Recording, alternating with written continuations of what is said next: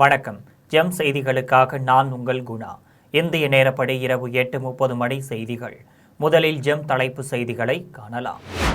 Indonesia பயணத்தை நிறைவு செய்து ஆஸ்திரேலியா புறப்பட்டார் இந்திய பிரதமர் நரேந்திர மோடி. கிராமங்களில் உள்ள மக்களுக்கு அனைத்து திட்டங்களும் சென்றடைய வேண்டும், முதலமைச்சர் ஜோசப் விஜய் உத்தரவு. தமிழக முதலமைச்சரின் பொது நிவாரண நிதிக்கு ரூபாய் 3 கோடி நன்கொடை வழங்கியது செட்டிநாடு குழுமம். குதிரை பேர வழக்கில் செந்தில் பாலாஜி அவரது சகோதரருக்கு நிபந்தனை முன்ஜாமீன் வழங்கி சென்னை உயர்நீதிமன்றம் உத்தரவு. சீனாவை தாக்கிய சூறாவளி நிலச்சரிவில் 300க்கு மேற்பட்டோர் படுகாயம், 20 பேர் உயிரிழப்பு. இனி விரிவான செய்திகளை காணலாம். இந்தோனேசியா பயணத்தை நிறைவு செய்து இந்திய பிரதமர் நரேந்திர மோடி ஆஸ்திரேலியா புறப்பட்டார். அரசு முறை பயணமாக பிரதமர் நரேந்திர மோடி 3 நாடுகளுக்கு சுற்றுப்பயணம் மேற்கொண்டுள்ளார். அதன்படி இந்தோனேசியா, ஆஸ்திரேலியா, நியூசிலாந்து ஆகிய நாடுகளுக்கு அவர் சுற்றுப்பயணம் மேற்கொண்டுள்ளார். பயணத்தின் முதல் நாடாக பிரதமர் நரேந்திர மோடி திங்கட்கிழமை இந்தோனேசியா சென்றார். அங்கு அந்நாட்டு அதிபர் பிரபோவோ சுபியாந்தோவை சந்தித்தார். இந்த சந்திப்பின் போது இரு நாட்டு உறவு, வர்த்தகம், பாதுகாப்பு உள்ளிட்ட பல்வேறு துறைகளில் 14 முக்கிய ஒப்பந்தங்கள் கையெழுத்தாகினர். இதையடுத்து ஜாவா தீவில் உள்ள இந்து மத வழிபாட்டு தலமான பரம்பானன் கோவிலான சிவன் கோவிலுக்கு பிரதமர் நரேந்திர மோடி இன்று சென்றார். 9ஆம் நூற்றாண்டில் கட்டப்பட்ட இந்த கோவிலுக்கு சென்ற பிரதமர் நரேந்திர மோடி அங்கு வழிபாடு மேற்கொண்டார்.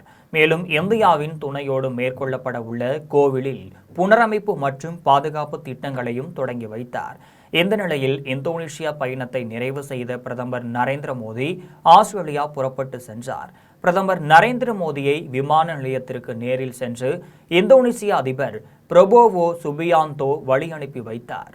கிராமங்களில் உள்ள மக்களுக்கு அனைத்து திட்டங்களும் சென்றடைய வேண்டும் என்று முதலமைச்சர் ஜோசப் விஜய் உத்தரவிட்டுள்ளார்.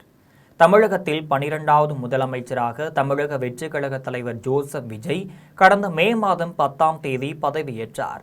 அன்று முதல் ஒவ்வொரு நாளும் அரசு பணிகளை கவனித்து வருகிறார். தற்போது 2026-27ஆம் ஆண்டிற்கான பட்ஜெட் தயாரிப்பு பணியில் ஈடுபட்டுள்ள அவர் தினமும் ஒவ்வொரு துறைகளின் அமைச்சர் மற்றும் அதிகாரிகளுடன் ஆலோசனை நடத்தி வருகிறார். இந்த நிலையில் முதலமைச்சர் விஜய் தலைமையில் ஊரக வளர்ச்சித்துறை ஆய்வுக் கூட்டம் இன்று நடைபெற்றது. இதில் அதிகாரிகளுக்கு முதலமைச்சர் விஜய் உத்தரவு ஒன்றை பிறப்பித்துள்ளார். அதன்படி கிராமங்களில் உள்ள மக்களுக்கு அனைத்து திட்டங்களும் சென்றடைய வேண்டும் என்றும், நகர்ப்புறத்தை ஒட்டியுள்ள ஊராட்சிகளின் சாலை மேம்பாடு பணிகளில் கவனம் செலுத்த வேண்டும் என்றும் உத்தரவிட்டுள்ளார். மேலும் தகுதியான அனைத்து பயனாளிகளுக்கும் நலத்திட்ட உதவிகள் சென்று சேர வேண்டும் என்றும், ஊரக வளர்ச்சித்துறை திட்டங்கள் சில பயனாளிகளுக்கு முறையாக சேருவதில்லை என புகார்கள் வருகின்றனர். திட்டங்கள் தாமதமின்றி செயல்படுத்தப்படுவதுடன் பயனாளிகளுக்கு உரிய நேரத்தில் கிடைப்பதை அதிகாரிகள் ஆய்வு செய்ய வேண்டும் என்று அறிவுறுத்தியுள்ளார்.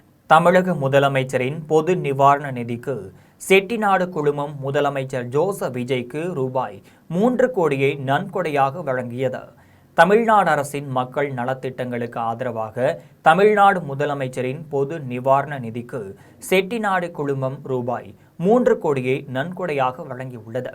இந்த நன்கொடையை செட்டிநாடு குழுமத்தின் தலைவரும் நிர்வாக இயக்குநருமான டாக்டர் முத்தையா ராமசாமி சென்னையில் தலைமை செயலகத்தில் தமிழ்நாடு முதலமைச்சர் ஜோசப் விஜயிடம் வழங்கினார். செட்டிநாடு குழுமத்தின் இந்த நிதி பங்களிப்பை முதலமைச்சர் நன்றி பாராட்டியதுடன் மாநிலத்தின் மக்கள் நலத்திட்டங்களுக்கு அந்த குழுமம் தொடர்ந்து வழங்கி வரும் ஆதரவையும் அங்கீகரித்தார்.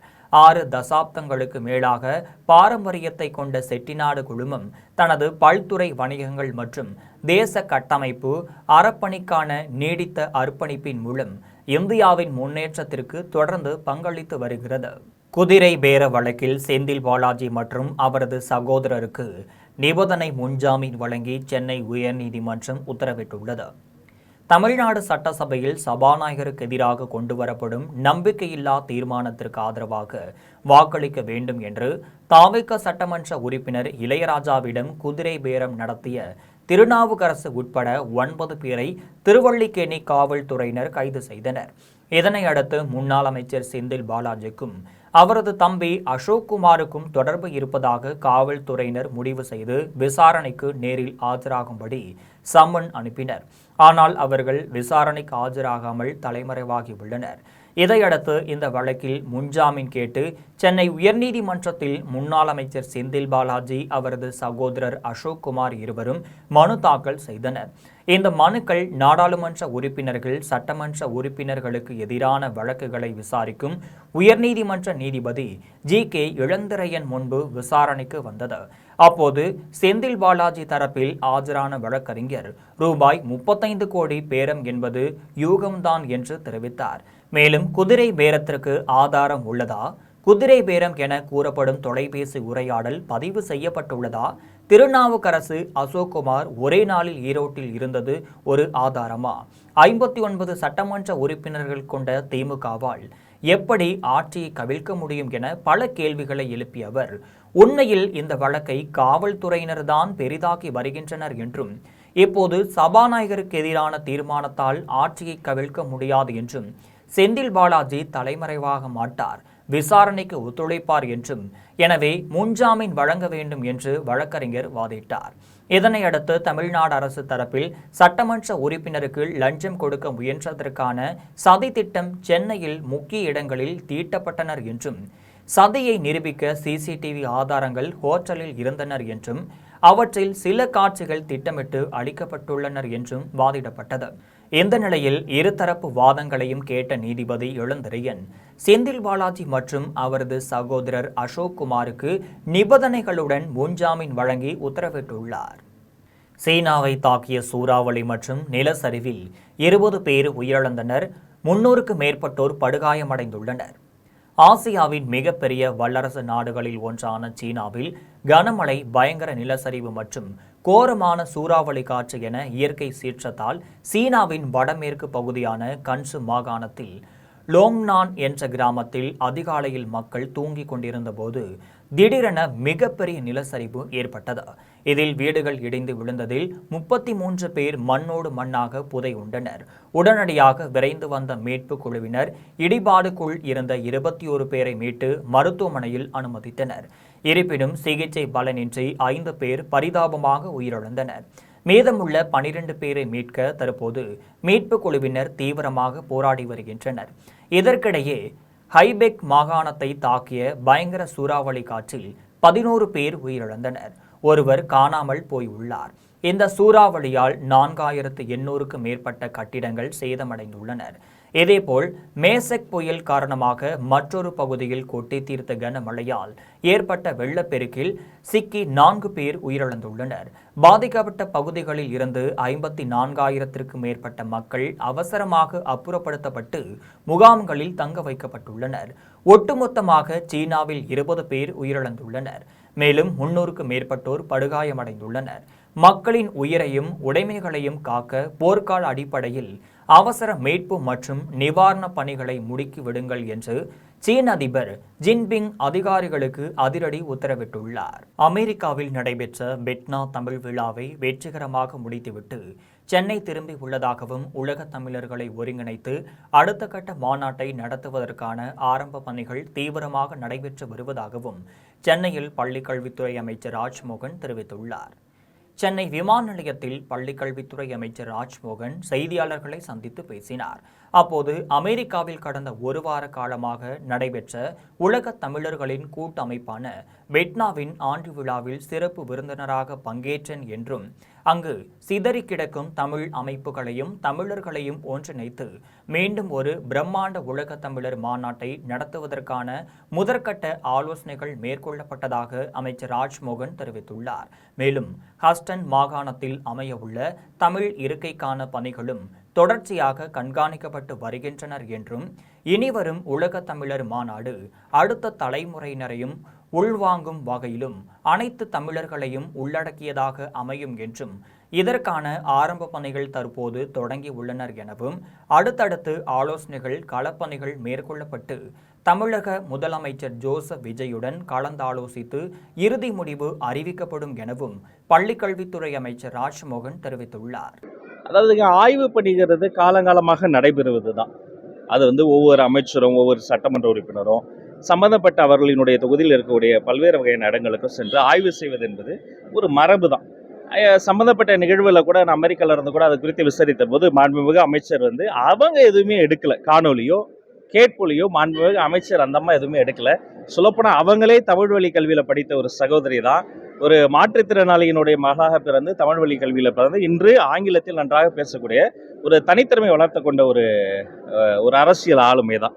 அதனால் இது அங்கிருந்து மற்ற ஊடகங்கள் எடுத்த காணொலிகள் அதன் பிறகு தொடர்ச்சியாக அது சர்ச்சையாக மாறியது. மற்றபடி இந்த ஆய்வுகள் என்பது அது ஒரு மரபு தான், அதை யாரும் தவறாக எடுத்துக்கொள்ள. நடந்து முடிந்த 2026 சட்டமன்ற தேர்தலோடு திமுக அதிமுகவின் நான் நீ என்ற அகம்பாவம் அழிந்து போய்விட்டது என்று புதுச்சேரியில் நடைபெற்ற காங்கிரஸ் கட்சியின் ஆலோசனை கூட்டத்தில் உயர்கல்வித்துறை அமைச்சர் விஸ்வநாதன் கடுமையாக விமர்சித்துள்ளார். புதுச்சேரி காங்கிரஸ் கட்சியின் ஆலோசனை கூட்டம் காங்கிரஸ் தலைவர் வைத்திலிங்கம் தலைமையில் கட்சி அலுவலகத்தில் நடைபெற்றது. கூட்டத்தில் 59 ஆண்டுகளுக்கு பிறகு வரலாற்று சாதனையாக தமிழ்நாடு அரசின் அமைச்சரவையில் அங்கம் வகிக்கும் சுற்றுலாத்துறை அமைச்சராக ராஜேஷ்குமார் மற்றும் உயர்கல்வித்துறை அமைச்சர் விஸ்வநாதன் ஆகியோர் சிறப்பு அழைப்பாளராக கலந்து கொண்டனர். கூட்டத்தில் முன்னாள் முதலமைச்சர் நாராயணசாமி, முன்னாள் அமைச்சர் கந்தசாமி உள்ளிட்ட காங்கிரஸ் கட்சியின் மாநில நிர்வாகிகள் கலந்து கொண்டனர். கூட்டத்தில் உயர்கல்வித்துறை அமைச்சர் விஸ்வநாதன் பேசினார். அப்போது மாநிலத்தில் சுயாட்சி, மத்தியில் கூட்டாட்சி என்று யார் எழுதினார்கள் என தெரியவில்லை என்றும், ஆட்சியில் பங்கு என்பது நடக்காது, முடியாது, சாத்தியமாகாது என தெரிவித்தார்கள் என்றும், ஆனால் 2026 தேர்தலில் திமுக அதிமுகவின் நான் நீ என்ற அகம்பாவம் அழிந்து போனது என்றும் அமைச்சர் விஸ்வநாதன் தெரிவித்துள்ளார். கூட்டத்தை தொடர்ந்து சுற்றுலாத்துறை அமைச்சர் ராஜேஷ்குமார் செய்தியாளர்களை சந்தித்து பேசினார். அப்போது தமிழகம் மற்றும் புதுச்சேரியில் உள்ள அனைத்து காங்கிரஸ் கட்சி தலைவர்கள், தொண்டர்கள் விஜயை அன்புடன் நேசிக்கிறார்கள், பாராட்டுகிறார்கள் எனவும், இந்த நேசிப்பும் பாராட்டும் வெற்றிக்காக கை கொடுக்கும் என்ற நம்பிக்கை உள்ளது என்று தெரிவித்தார். மேலும் புதுச்சேரியில் உள்ள காங்கிரஸ் பிரதிநிதிகளுடன் முதலமைச்சர் ஜோசப் விஜய் விரைவில் சந்தித்து புதுச்சேரியில் உள்ள அரசியல் பிரச்சனைகள், அரசாங்கம் சார்ந்த பிரச்சனைகள், கொள்கை சார்ந்த பிரச்சனைகள் குறித்து பேச இருக்கிறோம் என்று சுற்றுலாத்துறை அமைச்சர் ராஜேஷ்குமார் தெரிவித்துள்ளார். சமீப காலமாக தாவேக அரசு இருக்கக்கூடாது என நினைப்பவர்கள் 24 மணி நேரமும் பொய் பிரச்சாரத்தை செய்கிறார்கள் என்றும், அரசாங்கத்திற்கு இடையூறு செய்ய வேண்டும் என்ற நோக்கத்தோடு செயல்படுகிறார்கள் என்றும் சென்னை ராயப்பேட்டையில் முன்னாள் நாடாளுமன்ற உறுப்பினர் பீட்டர் அல்போன்ஸ் தெரிவித்துள்ளார். சென்னை ராயப்பேட்டை சத்தியமூர்த்தி பவனில் பெருந்தலைவர் காமராஜரின் 124வது பிறந்த நாளை முன்னிட்டு லஞ்சம் தவிர் நெஞ்சம் நிமிர் என்ற ஒளி நாடாவை கன்னியாகுமரி நாடாளுமன்ற உறுப்பினர் விஜய் வசந்த் வெளியிட, அதனை முன்னாள் நாடாளுமன்ற உறுப்பினர் பீட்டர் அல்போன்ஸ் பெற்றுக்கொண்டு சிறப்புரையாற்றினார். நிகழ்ச்சியை தொடர்ந்து பீட்டர் அல்போன்ஸ் செய்தியாளர்களை சந்தித்து பேசினார். அப்போது ஜூலை 13ஆம் தேதி முதல் 19ஆம் தேதி வரை கையெழுத்து இயக்கம் செயல்படும் எனவும், 13ஆம் தேதி காமராஜர் சிற்பம் மெரினாவில் வைக்கப்படும் எனவும், அதனை தலைவர் திறந்து வைப்பார் எனவும் பீட்டர் அல்போன்ஸ் தெரிவித்தார். மேலும் ஊழலற்ற நிர்வாகம் பற்றி பேசுவதற்கு காமராஜர் பெயரை தவிர வேறு யாருடைய பெயரை பயன்படுத்த முடியும் என நயினார் நாகேந்திரன் சொல்ல வேண்டும் என முன்னாள் நாடாளுமன்ற உறுப்பினர் பீட்டர் அல்போன்ஸ் தெரிவித்துள்ளார். எல்லா இடத்திலும் இதை மாதிரி சில சம்பவங்கள் அங்கங்க நடந்துருது. அதை கண்டிக்கிறோம். ஆர்வ மிகுதியால சில இளைஞர்கள் செய்திடுறாங்க. அதை கண்டிக்கிறோம். ஆனால் நீட் தேர்வுக்கு எதிராக இருக்கிறோம். வரக்கூடிய 12ஆம் தேதி நம்முடைய மாநில தலைவர் மாணிக் தாக்கூர் அவர்கள் நம்முடைய நாடாளுமன்ற உறுப்பினர்களை அழைத்துக் கொண்டு அந்த நீட் தேர்வில் 11, 12 அந்த உயிரிழந்தவர்களுடைய குடும்பங்கள் எல்லாரையும் பார்த்து ஆறுதல் சொல்ல போறாரு. அவரே நேரடியா போறாரு. அவரோட எங்க நாடாளுமன்ற உறுப்பினர்கள் போறாங்க. ஆகவே நாங்கள் நீட். கொடியாத்தம் உள்ளி கிராமத்தில் நடைபெற்ற சிறப்பு மனுநீதி நாள் முகாமில் 1,15 லட்சம் மதிப்பீட்டில் 82 பயனாளிகளுக்கு நலத்திட்ட உதவிகளை மாவட்ட ஆட்சியர் லீலா அலெக்ஸ் வழங்கினார். வேலூர் மாவட்டம் கொடியாத்தம் உள்ளி கிராமத்தில் உள்ள தனியார் திருமண மண்டபத்தில் அரசின் சிறப்பு மனுநீதி நாள் முகாம் நடைபெற்றது. முகாமில் வேலூர் மாவட்ட ஆட்சியர் லீலா அலெக்ஸ் கலந்து கொண்டு அரசின் திட்டங்கள் குறித்து பேசினார். இதனைத் தொடர்ந்து வீட்டுமனை பட்டா, புதிய குடும்ப அட்டை, மாற்றுத்திறனாளிகளுக்கு 3 சக்கர சைக்கிள், செயற்கை அவயம், விவசாயிகளுக்கு வேளாண் உபகரணங்கள், இயற்கை மரண உதவித்தொகை, கல்வி உதவித்தொகை, திருமண உதவித்தொகை என 82 பயனாளிகளுக்கு 1,15 லட்சம் மதிப்பீட்டில் நலத்திட்ட உதவிகளை மாவட்ட ஆட்சியர் லீலா அலெக்ஸ் வழங்கினார். அதன்பின் பொதுமக்களிடம் பல்வேறு கோரிக்கைகள் அடங்கிய மனுக்களை மாவட்ட ஆட்சியர் பெற்றுக்கொண்டு மனுக்கள் மீது நடவடிக்கை எடுக்க துறை சார்ந்த அலுவலர்களுக்கு உத்தரவிட்டார். மனுநீதி நாள் முகாமில் சட்டப்பேரவை உறுப்பினர்கள் சிந்து, தென்சல் குமார், கோட்டாட்சியர் சுப்புலட்சுமி உள்ளிட்ட பஞ்சாயத்து தலைவர் ஜெய்சங்கர் உள்ளிட்ட அரசு அதிகாரிகள் பலர் கலந்து கொண்டனர். பன்ருட்டியில் வீட்டின் கதவை உடைத்து 35 சவரன் தங்க நகை, 1.5 கிலோ வெள்ளி பொருட்கள் மற்றும் ரூபாய் 22,000 கொள்ளையடித்து சென்ற மர்ம நபர்களை காவல்துறையினர் தீவிரமாக தேடி வருகின்றனர். கடலூர் மாவட்டம் பன்ருட்டியில் VMS நகரின் 2வது தெருவில் வசித்து வரும் தாவூத் என்பவர் குவைத்தில் டிரைவராக வேலை செய்து வருகிறார். இந்நிலையில் அவருடைய மனைவி பேரோஷ் பானு 2வது பிரசவத்திற்காக கடந்த 3ஆம் தேதி பன்ருட்டியில் உள்ள தனியார் மருத்துவமனையில் அனுமதிக்கப்பட்டார். பிரசவம் முடிந்த பின்னர் வீட்டிற்கு சென்று பார்த்தபோது வீட்டின் பூட்டு உடைக்கப்பட்டு மரபீரோவில் இருந்த 35 சவரன் தங்க நகை, 1.5 கிலோ வெள்ளி பொருட்கள் மற்றும் ரூபாய் 22,000 மர்ம நபர்கள் கொள்ளையடித்து சென்றதை கண்டு அதிர்ச்சியடைந்தார். அதன் பின்னர் பேரோஸ் பானு பன்ருட்டி காவல் நிலையத்தில் புகார் அளித்ததின் பேரில் ஆய்வாளர் பாஸ்கர் தலைமையிலான காவல்துறையினர் சம்பவ இடத்திற்கு சென்று பார்வையிட்டதை அடுத்து வழக்கு பதிவு செய்து தங்க நகை, பணம் மற்றும் வெள்ளி பொருட்களை கொள்ளையடித்து சென்ற மர்ம நபர்களை தீவிரமாக தேடி வருகின்றனர். ஆயங்குடியில் 60 வயதிற்கு மேற்பட்ட முதியோர்கள் பயன்பெறும் வகையில் இந்திய அஞ்சல் துறை சார்பில் ஆதார் சிறப்பு முகாம் நடைபெற்றது. கடலூர் மாவட்டம் காட்டுமன்னார் கோவில் அடுத்த ஆயங்குடி ஊராட்சியில் இந்திய அஞ்சல் துறை மற்றும் ஆயங்குடி கிராம ஊராட்சி நிர்வாகம் இணைந்து 2 நாள் ஆதார் சிறப்பு முகாமை நடத்தியது. முகாமில் ஆதார் அட்டையில் பெயர் திருத்தம் செய்தல், முகவரி மாற்றம், செல்போன் நம்பர் இணைப்பு, ஆதார் அப்டேட் ஆகிய சேவைகளுக்கான பணிகள் நடைபெற்றது.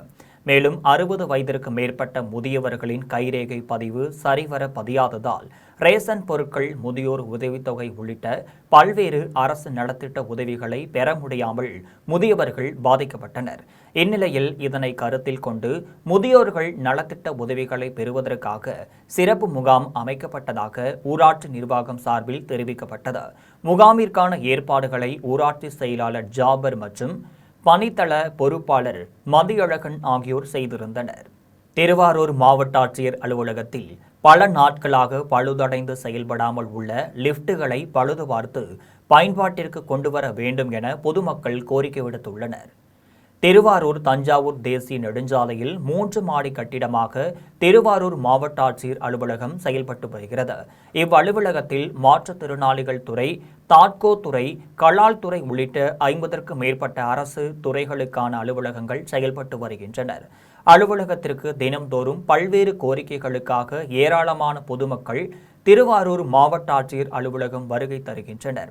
இந்நிலையில் கடந்த பல நாட்களாக திருவாரூர் மாவட்ட ஆட்சியர் அலுவலகத்தில் உள்ள லிப்ட் என்றழைக்கப்படும் மின் தூக்கி வேலை செய்யவில்லை என மூடி வைக்கப்பட்டுள்ளது. இதனால் மாவட்ட ஆட்சியர் அலுவலகத்திற்கு வரும் முதியோர்கள், மாற்றுத்திறனாளிகள் மாடிப்படியில் ஏறி செல்லும் போது பெரும் சிரமத்தை சந்தித்து வருவதாக தெரிவிக்கின்றனர். இந்நிலையில் திருவாரூர் மாவட்ட ஆட்சியர் அலுவலகத்தில் உள்ள 2 லிப்டுகளையும் பழுதுபார்த்து பயன்பாட்டிற்கு கொண்டு வர வேண்டும் என பொதுமக்கள் அரசிற்கு கோரிக்கை விடுத்துள்ளனர். வருகின்ற உள்ளாட்சி தேர்தல் மற்றும் மக்களவைத் தேர்தல் அனைத்திலும் சிறப்பான வெற்றியை தாவேக கூட்டணிக்கு தேடித்தர வேண்டும் என்று ராமநாதபுரம் பட்டணங்காத்தானில் நடைபெற்ற காங்கிரஸ் கட்சியின் மாவட்ட நிர்வாகிகள் பங்கேற்ற ஆலோசனைக் கூட்டத்தில் மாவட்ட தலைவர் ராஜாராம் பாண்டியன் தெரிவித்துள்ளார். ராமநாதபுரம் பட்டணங்காத்தானில் உள்ள தனியார் மகாலில் ராமநாதபுரம் மாவட்ட காங்கிரஸ் கட்சியின் நிர்வாகிகள் பங்கேற்ற ஆலோசனைக் கூட்டம் நடைபெற்றது. கூட்டத்திற்கு மாவட்ட தலைவர் ராஜாராம் பாண்டியன் தலைமையேற்று பேசினார். அப்போது தமிழகத்தில் மகத்தான கூட்டணி ஆட்சி நடைபெற்று வருகிறது எனவும், இந்த ஆட்சியில் லஞ்சத்திற்கு இடமில்லை என்றும், லஞ்சம் வாங்காத ஒரே அரசாங்கமாக தற்போது நேர்மையுடன் மக்களுக்கு தாவேகா நல்லாட்சியை வழங்குகிறது என்று தெரிவித்துள்ளார். மேலும் வருகின்ற உள்ளாட்சி தேர்தல் மற்றும் மக்களவைத் தேர்தல் அனைத்திலும் சிறப்பான வெற்றியை கூட்டணிக்கு தேடித்தர வேண்டும் என்று, அப்போதுதான் காங்கிரஸ் கட்சியினுடைய நிர்வாகிகள் மற்றும் கட்சியினர் அதிக இடங்களை கேட்டு பெற்று மகத்தான வெற்றி பெற முடியும் என்று காங்கிரஸ் கட்சி எழுச்சி பெற முடியும் என்றும், இதனால் இப்போதே பொதுமக்களிடம் சென்று தேவையான உதவிகளை செய்து காங்கிரஸ் கட்சியை வலுப்படுத்த வேண்டும் என்றும் மாவட்ட தலைவர் ராஜாராம் பாண்டியன் மாவட்ட நிர்வாகிகளிடம் கேட்டுக்கொண்டார். கூட்டத்தில் நகர, மாவட்ட, ஒன்றிய, பேரூர் கழக நிர்வாகிகள், சார்பணி நிர்வாகிகள் என பலர் கலந்து கொண்டனர். கடலூர் கிழக்கு மாவட்ட திமுக பொருளாளர் MRKB கதிரவன் பிறந்தநாள் விழா காட்டுமன்னார் கோவிலில் பொதுமக்களுக்கு இனிப்புகளுடன் அன்னதானம் வழங்கி கொண்டாடப்பட்டது. கடலூர் மாவட்டம் காட்டுமன்னார் கோவிலில் கடலூர் கிழக்கு மாவட்ட திமுக பொருளாளரும் MRK கல்வி குழுமங்களின் தலைவருமாகிய MRKB கதிரவன் பிறந்தநாள் விழா திமுக ஒன்றிய, நகர, இளைஞரணி உள்ளிட்ட சார்பணிகள் சார்பில் மேற்கு ஒன்றிய செயலாளர் முத்துசாமி தலைமையில் பொதுமக்களுக்கு இனிப்புகளுடன் அன்னதானம் வழங்கி கொண்டாடப்பட்டது. விழாவிற்கு கிழக்கு ஒன்றிய செயலாளர் ஜெயபாண்டியன், ஒன்றிய அவைத்தலைவர் கருணாநிதி, நகர செயலாளரும் பேரூராட்சி மன்ற தலைவருமாகிய கணேசமூர்த்தி ஆகியோர் முன்னிலை வகித்தனர். விழாவில் திமுக நிர்வாகிகள் குமாரராஜா, ஆசிரியர் மனோகர், உத்திராபதி, கல்யாண சுந்தரம், ராஜேந்திரன், சுப்பிரமணியன், மணிமாறன், ராஜசேகர், பழனிராஜா, கண்ணன், லதா, செல்வராணி, கார்த்திக், முத்தமிழ் செல்வன் உள்ளிட்ட கட்சி நிர்வாகிகள் ஏராளமானோர் கலந்து கொண்டனர். தமிழகத்தில் பெரிய கிராமங்களில் ஒரு கிராம நிர்வாக அலுவலர் மட்டுமே பணியாற்றுவதால் கூடுதலாக 3000 புதிய கிராம நிர்வாக அலுவலர்கள் பணியிடங்களை அரசு நிரப்ப வேண்டும் என்று தமிழ்நாடு கிராம நிர்வாக அலுவலர்கள் சங்கத்தின் மாநில தலைவர் அருள்ராஜ் கோரிக்கை விடுத்துள்ளார். சென்னை தலைமை செயலகத்தில் தமிழ்நாடு கிராம நிர்வாக அலுவலர்கள் சங்கத்தின் மாநில தலைவர் அருள்ராஜ் என்பவர் தமிழக வருவாய்த்துறை அமைச்சர் செங்கோட்டையன் மற்றும் வருவாய்த்துறை செயலாளரை நேரில் சந்தித்து கிராம நிர்வாக அலுவலர்கள் தொடர்பான 7 அம்ச கோரிக்கைகள் அடங்கிய மனுவை வழங்கினார். கோரிக்கை மனுவை அளித்த பின்னர் சங்கத்தின் மாநில தலைவர் அருள்ராஜ் செய்தியாளர்களை சந்தித்து பேசினார். அப்போது ஒவ்வொரு கோரிக்கையையும் அமைச்சர் விரிவாக கேட்டு பொதுமக்களின் சிரமங்களை குறைக்கும் வகையில் நடவடிக்கை எடுப்பதாக உறுதியளித்துள்ளார் என்றும் அருள்ராஜ் தெரிவித்துள்ளார். மேலும் கடந்த 10 ஆண்டுகளுக்கு மேலாக ஒரு வழி மாவட்ட மாறுதல் கோரிக்கை வலியுறுத்தப்பட்டு வந்த நிலையில் தற்போதைய தமிழக அரசின் நடவடிக்கையால் 182 கிராம நிர்வாக அலுவலர்களுக்கு எந்தவித லஞ்சமும் இன்றி வெளிப்படையான முறையில் மாவட்ட மாறுதல் வழங்கப்படுவதாகவும் இதற்காக முதலமைச்சர் ஜோசப் விஜய், வருவாய்த்துறை அமைச்சர் செங்கோட்டையன், வருவாய்த்துறை செயலாளர், வருவாய் நிர்வாக ஆணையர் மற்றும் இணை வருவாய் நிர்வாக இணையருக்கும் சங்கத்தின் சார்பில் நன்றியை தெரிவித்துக் கொள்வதாக சங்கத்தின் மாநில தலைவர் அருள்ராஜ் தெரிவித்துள்ளார். மேலும் தமிழகத்தில் சுமார் 17,000 கிராமங்கள் உள்ள நிலையில் தற்போது சுமார் 12,500 கிராம நிர்வாக அலுவலர்கள் மட்டுமே பணியாற்றி வருகின்றனர் எனவும், பெரிய கிராமங்களில் ஒரு கிராம நிர்வாக அலுவலர் மட்டுமே பணியாற்றி வரும் நிலையில் கூடுதலாக 3,000 புதிய கிராம நிர்வாக அலுவலர் பணியிடங்களை உருவாக்கி பெரிய கிராமங்களுக்கு கூடுதலாக கிராம நிர்வாக அலுவலர்களை நியமிக்க வேண்டும் என்றும் தமிழக அரசிற்கு கிராம நிர்வாக அலுவலர்கள் சங்கத்தின் மாநில தலைவர் அருள்ராஜ் கோரிக்கை விடுத்துள்ளார். மேலும் புதிதாக பொறுப்பேற்றுள்ள தமிழக முதலமைச்சரின் தலைமையிலான அரசிற்கு கிராம நிர்வாக அலுவலர்கள் சங்கம் முழு ஒத்துழைப்பை வழங்கும் என்று, பொதுமக்களுக்கு சிறப்பான சேவையை தொடர்ந்து வழங்க உறுதுணையாக இருப்போம் என்று அருள்ராஜ் தெரிவித்துள்ளார். தஞ்சை மாவட்டம் திருப்பனந்தாள் அடுத்த பெரிய கட்டா நகரத்தில் நெல் கொள்முதல் நிலையத்தை உடனடியாக திறக்க கோரி 50க்கும் மேற்பட்ட விவசாயிகள் திருப்பனந்தாள் ஆடுதுறை சாலையில் மறியல் போராட்டத்தில் ஈடுபட்டனர். தஞ்சை மாவட்டம் திருப்பனந்தாள் அடுத்த பெரிய கட்டா நகரத்தில் உள்ள நெல் கொள்முதல் நிலையத்தில் நூற்றுக்கணக்கான விவசாயிகள் அறுவடை செய்த நெல் மணிகளை நெல் கொள்முதல் நிலையத்தின் வளாகத்தில் 10 நாட்களுக்கு மேலாக கொட்டி வைத்து காத்து கிடக்கின்றனர். இந்த நிலையில் 10 நாட்களுக்கு மேலாக நெல் மணிகளோடு காத்திருக்கும் விவசாயிகள் விரக்தி அடைந்ததால் உடனடியாக நெல் கொள்முதல் நிலையத்தை திறந்து நெல் கொள்முதல் பணிகளை துரிதப்படுத்த வேண்டும் என வலியுறுத்தி திருப்பனந்தாள் ஆடுதுறை சாலையில் போராட்டத்தில் ஈடுபட்டனர். இதனால் 1 மணி நேரத்திற்கு மேலாக இப்பகுதியில் சாலை போக்குவரத்து பாதிப்பு ஏற்பட்டது. இதுகுறித்து தகவல் அறிந்து சம்பவ இடத்திற்கு வந்த திருப்பனந்தாள் காவல் ஆய்வாளர் குமார் தலைமையிலான காவல்துறையினர் பேச்சுவார்த்தை நடத்தி உடனடியாக நெல் கொள்முதல் நிலையம் திறப்பதற்கான ஏற்பாடுகளை அதிகாரிகள் செய்வார்கள் என தெரிவித்து போக்குவரத்தை சரி செய்தனர். இருப்பினும் விவசாயிகள் சாலையில் காத்திருப்பதால் பரபரப்பு நிலவியது. இதேபோன்று திருப்பனந்தாளில் நேற்றைய முன்தினம் நெல் கொள்முதல் நிலையம் திறக்கப்பட்டாலும் குறைந்த அளவிலே நெல் கொள்முதல் செய்யப்படுவதாகவும் சாக்குப்பை உள்ளிட்ட பொருட்கள் இருப்பு இல்லாததால் நெல் கொள்முதல் செய்வதில் சிரமம் ஏற்படுவதாக அப்பகுதி விவசாயிகள் தெரிவித்துள்ளனர். மேலும் திருவிடை மருதூர் சுற்றுவட்டார பகுதிகளில் 10ற்கு மேற்பட்ட இடங்களில் நெல் கொள்முதல் நிலையங்கள் திறக்கப்பட்டதால் நெல் கொள்முதல் நிலைய அதிகாரிகள் தகவல் தெரிவித்தாலும் ஒரு சில இடங்களில் மட்டுமே நெல் கொள்முதல் செய்யப்படுவதாக குற்றச்சாட்டு எழுந்துள்ளது. என்னன்னா இங்க எப்போதுமே அறுவடை தொடங்குறதுக்கு முன்னாடியே இங்க டிஎன்சி அந்த ஏற்பாடுலாம் செஞ்சுருவோம். அதே மாதிரி இந்த வருஷமும் ஏற்பாடுலாம் கரெக்டாக பண்ணியிருந்தோம். டிஎம் எல்லாம் கேட்டுட்டு தான் நெல் அறுக்க ஆரம்பிச்சு நெல்லாம் கொடுத்து கொட்டணும். எப்போதுமே ஒரு 4000-3000 நெல் மூட்டை வந்தாலே பிடிக்க ஆரம்பிச்சிருவாங்க. இந்த வருஷம் 10,000 மூட்டை கிட்ட நெல் வந்திருக்கு. இதுவரை ஆனால் நெல் பிடிக்கிறதுக்கான எந்த ஒரு இது இல்லை. நாங்கள் மனுவாவே கொண்டு போய் கும்பகோணத்தில் கொடுத்துருக்கோம். அவங்க செய்யறேன்னு சொல்லிட்டு எங்க டிஎன்சி, அதாவது 11 டிஎன்சி கன்னியாகுமரி மாவட்டத்தில் 18 வயதிற்குட்பட்ட இளைஞர்கள் வாகனம் ஓட்டினால் பெற்றோர்கள் மீது பாரபட்சமின்றி வழக்கு பதிவு செய்யப்பட்டு அபராதம் விதிக்கப்படும் என்று கன்னியாகுமரி மாவட்ட காவல்துறை கண்காணிப்பாளர் ஸ்டாலின் எச்சரிக்கை விடுத்துள்ளார். கன்னியாகுமரி மாவட்டத்தில் தொடர்ச்சியாக அதிக அளவில் விபத்துகள் ஏற்பட்டு வருகிறது. இதனை கட்டுக்குள் கொண்டு வருவதற்கு கன்னியாகுமரி மாவட்ட காவல்துறை கண்காணிப்பாளர் ஸ்டாலின் பல்வேறு நடவடிக்கைகளை மேற்கொண்டு வருகிறார். அதன்படி சாலை பாதுகாப்பு தன்னார்வலர்களை நியமித்து ஏஐ தொழில்நுட்பத்துடன் கூடிய அதிநவீன கேமராக்களை சாலைகளில் பொருத்தி கண்காணித்து வருவதுடன் சாலையில் விதிகளை மீறி செல்லும் இருசக்கர வாகன ஓட்டிகளுக்கு கண்காணிப்பாளர் ஸ்டாலின் அபராதம் விதித்து வருகிறார். மேலும் ஹெல்மெட் அணியாமல் வாகனம் இயக்குவது, அதிவேகமாக வாகனத்தை இயக்குவது, சாலை விதிகளை மீறி வாகனம் இயக்குவது போன்ற முறையற்ற செயல்களை கட்டுக்குள் கொண்டு வருவதற்கும் விபத்துக்கள் இல்லா கன்னியாகுமரி மாவட்டத்தை உருவாக்கவும் காவல்துறை பல்வேறு விழிப்புணர்வு நிகழ்ச்சிகளை நடத்தி வருகிறது.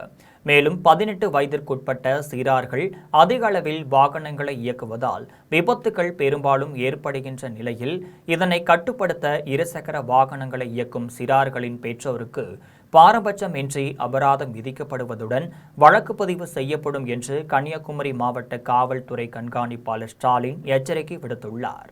கன்னியாகுமரி மாவட்டம் தேர்ப்பரப்பு படகு துறையில் பேராசிரியையிடம் அத்துமீறலில் ஈடுபட்ட 3 இளைஞர்கள் மீது நடவடிக்கை எடுக்க மதுரை நீதிமன்றம் உத்தரவிட்டதை அடுத்து கடையால் மூடு காவல்துறையினர் வழக்கு பதிவு செய்து 3 இளைஞர்களை தேடி வருகின்றனர்.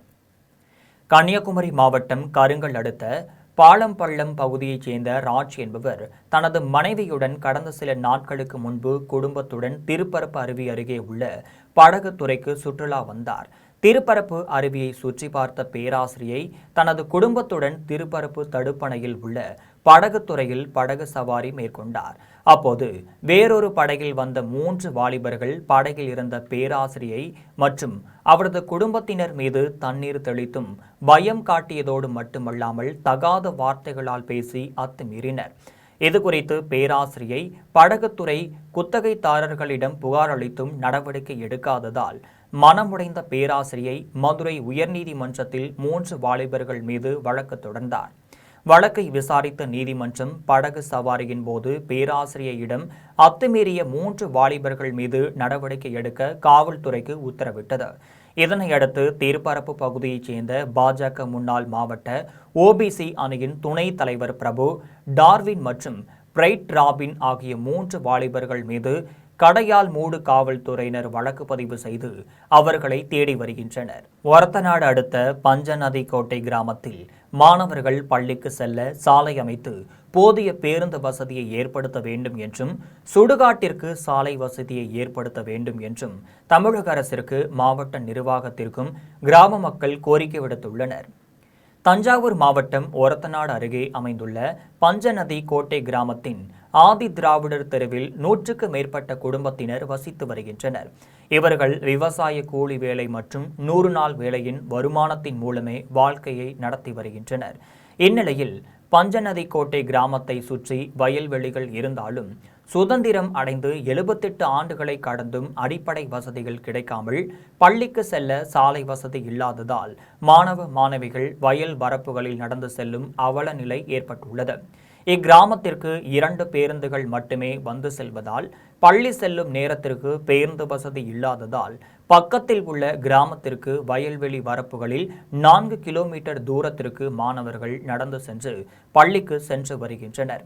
மேலும் 35 ஆண்டுகளுக்கு முன்பு கட்டப்பட்ட மேல்நிலை குடிநீர் தேக்க தொட்டி தற்போது சேதமடைந்து இடிந்து விழும் அபாய நிலையில் உள்ளதால் சுத்தமான குடிநீர் கிடைக்காமல் அவதிப்பட்டு வருவதாகவும், சுடுகாட்டிற்கு செல்ல சாலை வசதி இல்லை எனவும், மத்திய அரசின் வீட்டுக்கு வீடு கழிவறை திட்டம் இந்த கிராம மக்களுக்கு இன்னும் எட்டாக்கனியாகவே உள்ளது என்றும் பஞ்சநதி கோட்டை கிராம மக்கள் வேதனை தெரிவித்துள்ளனர்.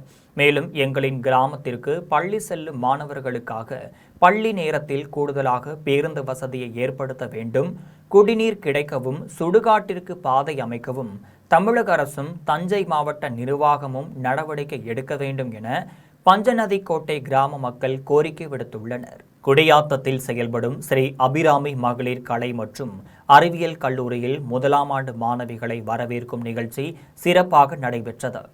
வேலூர் மாவட்டம் குடியாத்தத்தில் செயல்படும் ஸ்ரீ அபிராமி மகளிர் கலை மற்றும் அறிவியல் கல்லூரியின் அரங்கத்தில் 2026-27 கல்வியாண்டில் புதிதாக சேர்ந்த 1ஆம் ஆண்டு மாணவிகளை வரவேற்கும் நிகழ்ச்சி நடைபெற்றது.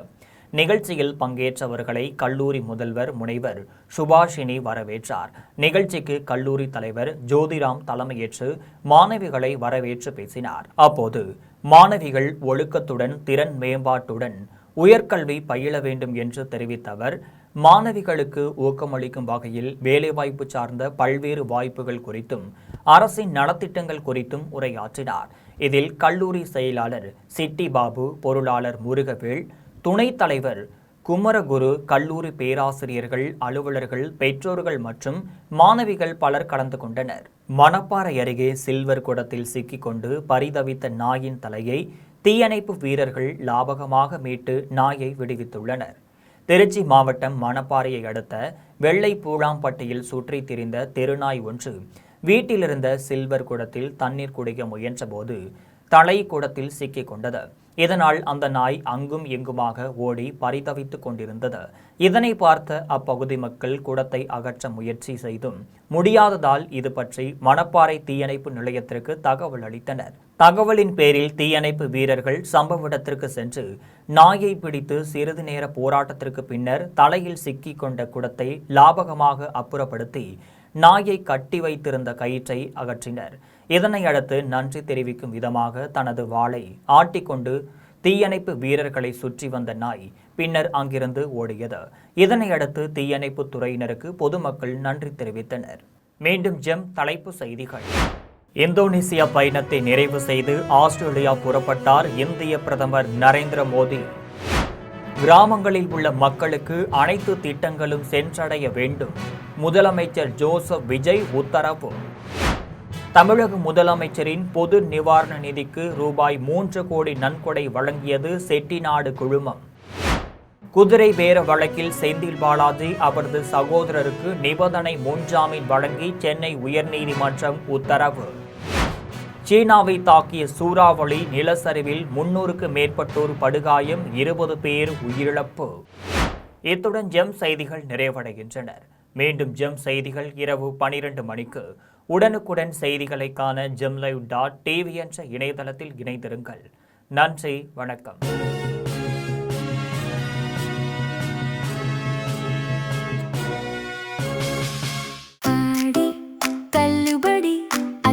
பேரும் அல்லம்படி 6 முதல் 60% வரை ஆடி தள்ளுபடியுடன் சூப்பர் சரவணா ஸ்டோர்ஸ், சென்னை, மதுரை, கோவை.